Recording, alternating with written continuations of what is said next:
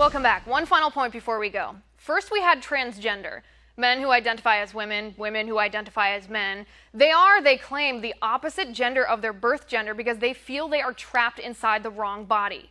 As a society, we accepted this. Then we got transracial. Rachel Dolezal, the white woman who pretended to be black and even led a chapter of the NAACP until she was exposed and thrown out, she claimed she wasn't pretending to be black. She is black because she feels black. She's a black woman trapped in a white woman's body. She's transracial, she says. As a society, we accepted this for the most part, except some liberals who claimed transracial is a thing, but Rachel Dolezal doesn't qualify because she's an imposter and a liar, and imposters and liars aren't entitled to their feelings or their identity. There's more. After transgender and transracial, we got transabled. Yeah, this one's really messed up. Physically healthy people who feel they should have been born disabled. A man in Great Britain cut off his arm because he felt like an amputee.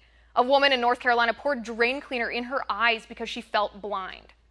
Transgender, transracial, transabled. Guess what's next? A grown man posting an ad on Craigslist wanting a nanny because he identifies as a baby. You can't make this stuff up. Ridiculous? Perhaps, but who's to say anymore if that's how he feels? If a man can be a woman because he feels like one, if a white person can be a black person because she feels like one, if a healthy person can mutilate herself because she feels disabled, if a grown man can be a baby because he feels infantile, where does this end? Can a child be an adult because she feels like a grown-up? Can a teenager buy alcohol because he identifies as over 21 years of age? Can a grown man attend kindergarten because he identifies as a 6-year-old girl? Can a child spend the day at doggy daycare instead of school because the child feels like a canine? If not, why not?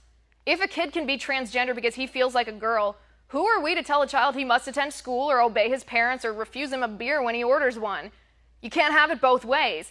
If children have a right to parents providing for them, and a man identifies as a child because he feels he is a child trapped in an adult body, and if we're playing by these twisted, disordered, ridiculous rules where illusion and emotions trump objective truth, aren't we violating his rights by refusing him the love and care and financial support every child deserves? Just something for liberals to think about before they push the boundaries of identity politics past the point of no return.